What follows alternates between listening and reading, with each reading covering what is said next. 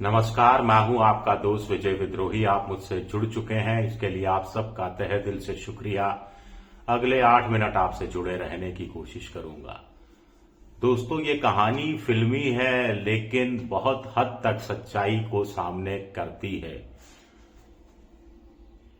निखिल गुप्ता नाम का एक भारत का नागरिक है। वो ड्रग डीलिंग के धंधे में है। निखिल गुप्ता को एक दिन भारत का एक और नागरिक CC1 नाम का आदमी अप्रोच करता है कि अमेरिका में सिख आतंकवादी या कहा जाए सेपरेटिस्ट, खालिस्तान समर्थक गुरवंत सिंह पन्नू की हत्या करनी है। $1 लाख दिए जाएंगे इस काम के लिए। निखिल गुप्ता तैयार हो जाता है। CC1 कौन हो सकता है? किसका इंटरेस्ट है कि अमेरिका में एक प्रो खालिस्तानी की हत्या करवा दी जाए एक भाड़े के हत्यारे से सुपारी देकर? जाहिर है आप कहेंगे भारत सरकार। तो अमेरिका की कोर्ट ने भी जो जांच एजेंसी के हवाले से जो बयान में चीजें दर्ज हैं उसके अनुसार भी CC1 भारत के लिए भारत सरकार के एक खुफिया विभाग में काम करता था। उससे पहले वो CRPF में काम करता था। इस पर भारत सरकार ने क्या कहा और इसको विकास यादव नाम के एक आदमी से क्यों जोड़ा जा रहा है, इस पर मैं आगे बात करूंगा। अभी देखते हैं कि अमेरिका की अदालत ने जो कहा है। तो निखिल गुप्ता CC1 के कहने पर अमेरिका में एक और ड्रग डीलर को संपर्क में लेता है। अब ड्रग डीलिंग का काम कर रहा था तो ड्रग डीलर से ही काम चलाएगा वो। ड्रग डीलर CS है, कॉन्फिडेंशियल सोर्स है, CS लिखा हुआ है फाइल में। निखिल गुप्ता CS से कहता है कि भाई एक गनर का अरेंजमेंट करना है, $1 लाख दिए जाएंगे और ऐसे ऐसे गुरवंत सिंह पन्नू की जान लेनी है। अब ये जो CS है ये दरअसल DEA का जो ड्रग्स एनफोर्समेंट एडमिनिस्ट्रेशन है, अमेरिका की जो मादक द्रव्यों के खिलाफ काम करने वाली सरकारी संस्था है, उसका डबल एजेंट था। तो जो CS है वो DEA के बड़े अधिकारियों से कहता है कि ऐसे ऐसे एक निखिल गुप्ता नाम का आदमी है, वो कह रहा है कि गुरवंत सिंह पन्नू की हत्या करनी है। अमेरिका की खुफिया एजेंसियों के कान खड़े होते हैं। वो एक UC को भेज देते हैं गनर बनाकर। UC यानी अंडर कवर। वो अमेरिका की जो भी FBI रही होगी, जो भी जांच एजेंसी होगी, उसका एक एजेंट था जो अंडर कवर के रूप में CS से मिलता है और CS उसको निखिल गुप्ता से मिलवाता है। निखिल गुप्ता कहता है कि ठीक है, $1 लाख दिए जाएंगे और हत्या जल्द से जल्द हो जानी चाहिए। $15,000 एडवांस मांगा जाता है। तो I1 और I2, इंडिविजुअल 1 और इंडिविजुअल 2, इनकी भूमिका अब सामने आती है।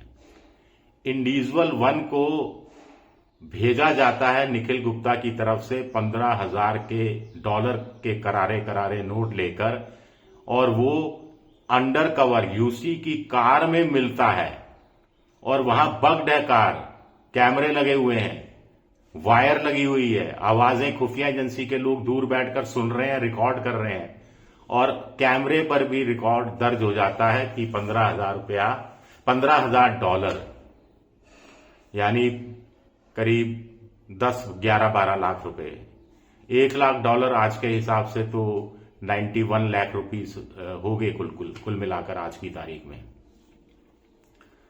तो $15,000 ये सारा कुछ सबूत इकट्ठे करती रहती है FBI और फिर निखिल गुप्ता को चेकोस्लोवाकिया में पकड़ लेती है जून 2024 में।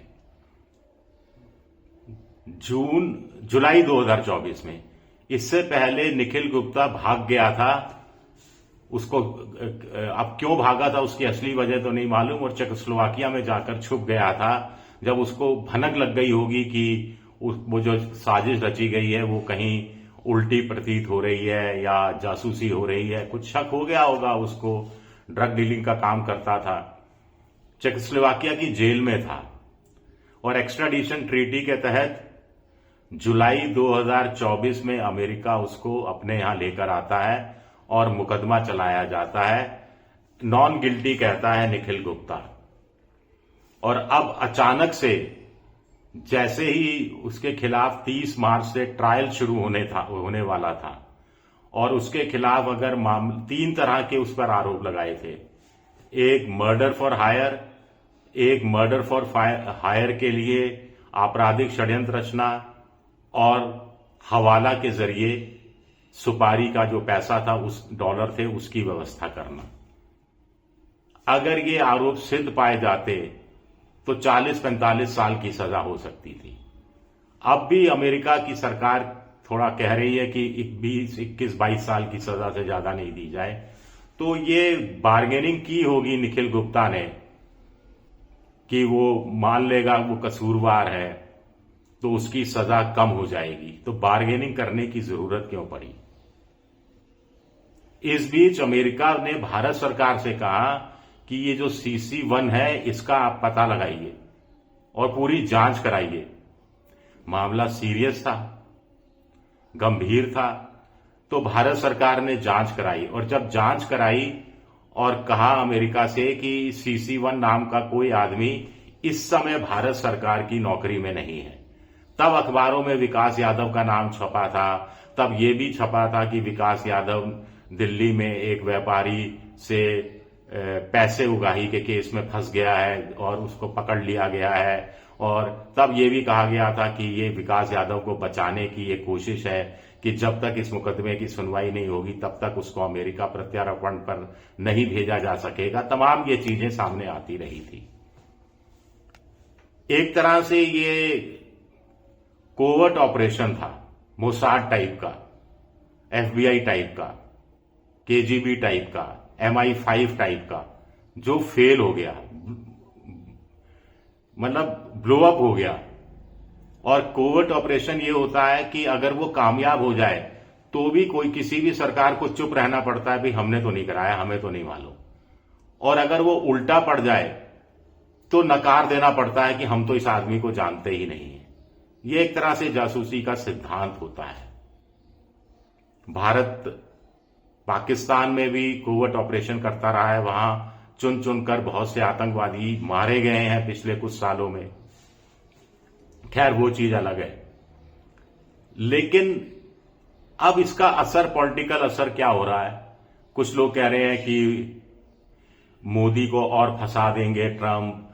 कुछ लोग कह रहे हैं कि कनाडा में निर्झर की हत्या हुई थी, तब कनाडा की सरकार ने ऐसा ही आरोप लगाया था जिससे भारत ने इनकार किया था। अब भारत कैसे इनकार करेगा? क्या भारत भी मोसाद जैसी एजेंसी हो गई है? रॉ ने अगर ये अंजाम दिया होगा तो ये NSA अजीत डोभाल पर कुछ लोग बातें करना शुरू कर चुका है। मैं इन सब चीजों पर नहीं जाना चाहता, मैं तो सिर्फ आपको कहानी सुना रहा हूं कि कोई ऑपरेशन फेल हो जाता है तो इस तरह का अंजाम भी भुगतना पड़ता है।